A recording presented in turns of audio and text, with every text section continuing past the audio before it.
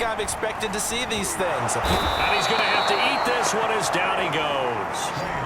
Chris Rumph in there to record the second sack of his young NFL career. Well, there's no doubt in my mind that he dreamed of this. How about this for your debut? Second sack in the opener. Yeah, it's great to get one. That's memorable. Two? Hello. Now, he dreamed about it. He thought about it. Did he ever expect it to happen? Probably not. Throwing on second and long. Lance Cooks on the quick slant. And he's going to have another first down as the tackle's made at the Jaguars' 39. Well, this game is certainly pretty well over. They can go ahead and mark it in the win column.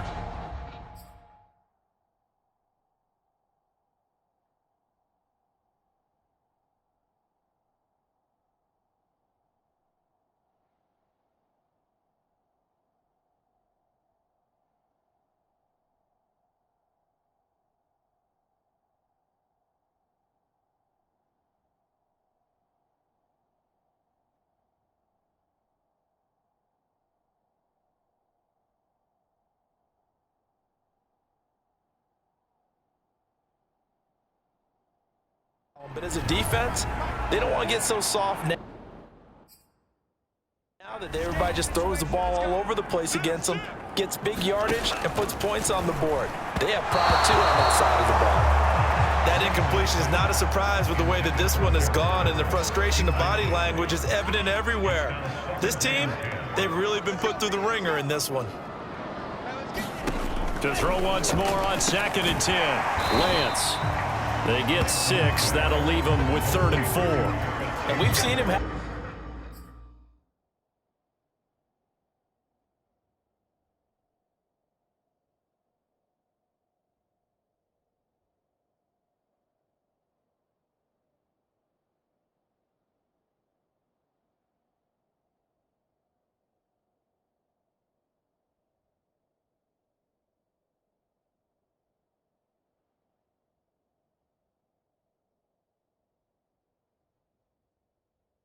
success earlier on with the ball in his hands because he has to get it in space and make a play kind of a receiver. But that time, they closed on him quickly and held him to a short gain. The Lance going to throw. Oh, had his hands on it, couldn't bring it in. Pretty symptomatic of how this game's been going.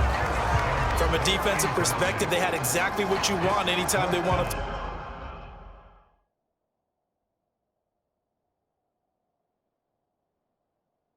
Throw the football. There was pressure on the quarterback. They were getting after him.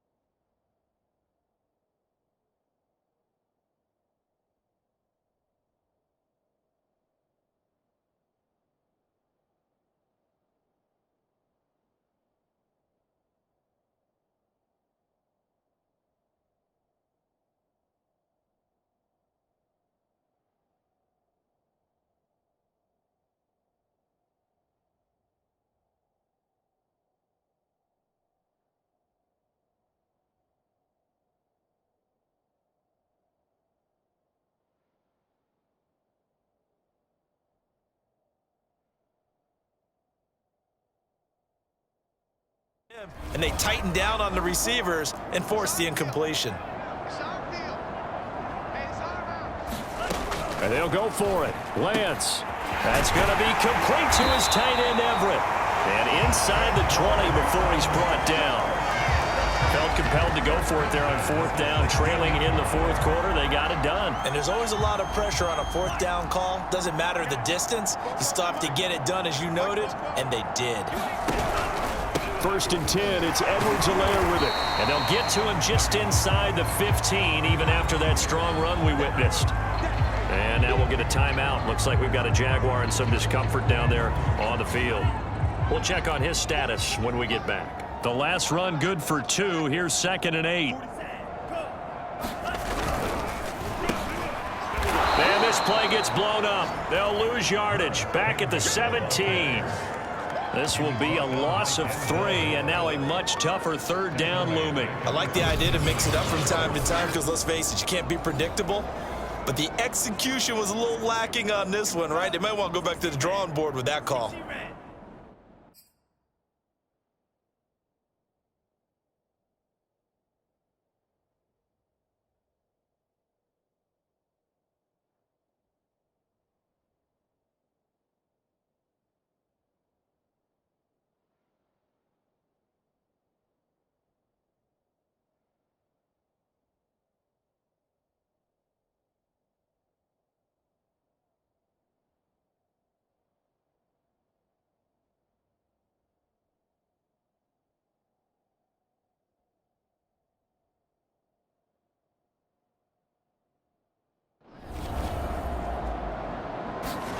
Lance looking to throw it. Man open left side is Brown. And they're going to mark him down short, maybe by about a yard, if that. They'll get 10 there, but it leaves them just short for 4th down. So much about offense is what you call hidden yardage. You know, you throw the ball to someone, they catch it, and then they can make a big play. You know, they create a play, run after catch. They did a really nice job there of limiting that and keeping him from a 1st down. Yeah, stopped him in his tracks.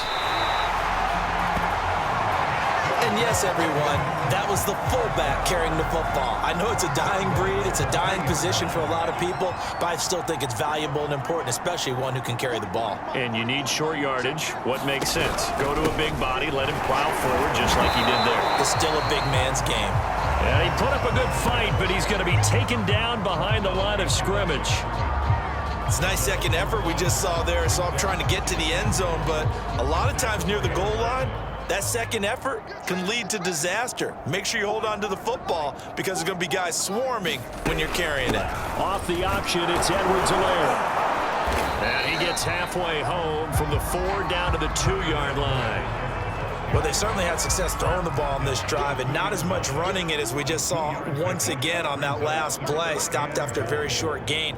But I wouldn't abandon the run totally because otherwise, pass rushers just tee off on your quarterback. Makes it very, very... And he'll take this one in for a Texans touchdown. Trey Lance now with his 3rd touchdown in his 1st ever NFL game. And the Texans get a small measure of revenge as they cut into this 4th quarter deficit.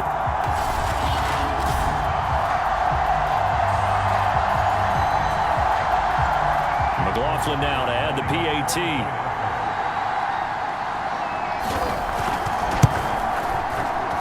And the lead is down to 24. That drive, a long one, spanning 15 plays. And it was Trey Lance taking it in himself to cap the drive with a touchdown run.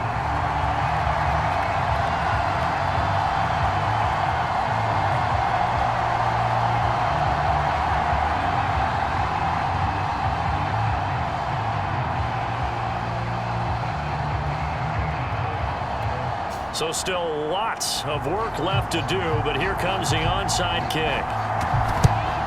And the Jaguars are going to cover this one up. Well, 4th quarter, they felt like they needed the football back. Unfortunately, they couldn't get it.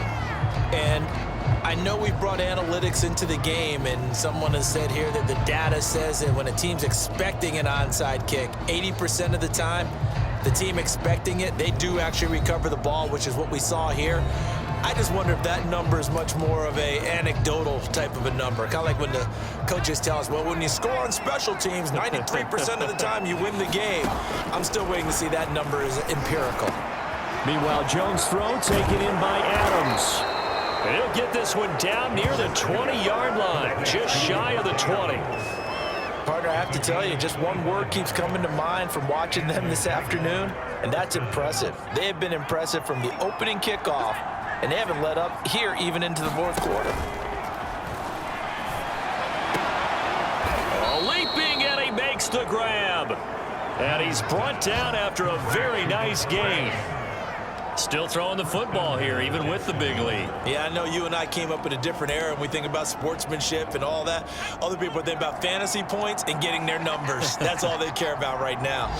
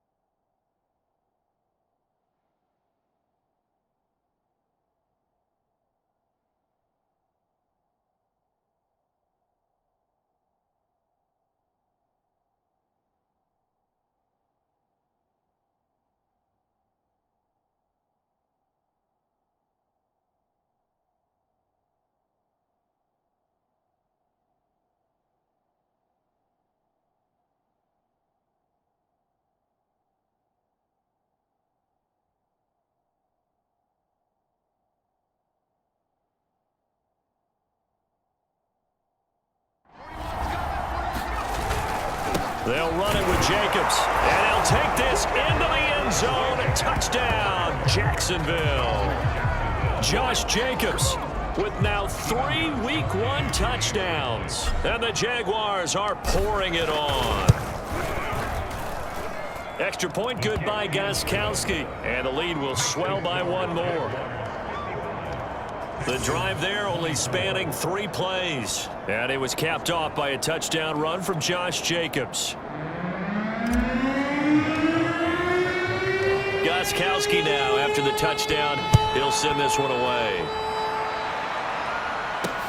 This taken in at the goal line. And able to get this out to the 25.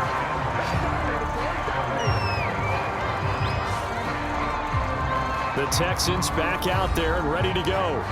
And for them, a touchdown their last go-around. Obviously, they'll be hoping to do that again. And when you start plotting for this drive, when you start thinking to yourself, okay, what are we going to do? You don't go away from what you did before because that worked, but you have to be prepared for wrinkles and counters because you know they'll make some adjustments. Lance now on first down. And he'll find Everett there, complete. And from the 25, they work this to the 29, a gain of 4. And let's face it, you can put any Halloween costume on him. You're not going to be able to disguise him because for a tight end of his size, difficult to sneak him anywhere, but that's what they tried to do. Lined up on his right, tried to work his way back to his left, but just a minimal gain as the defense was able to react quickly. Looking to throw again on second down. Lance. Jaguar pressure and a Jaguar sack. Calais Campbell. Credit him with a sack as he buries him for a loss of 10. And you can say that is just another cherry on top for this defense and that entire team. But really, this defense has sparked what's been an impressive effort here in this one. And I notice you used the word sparked.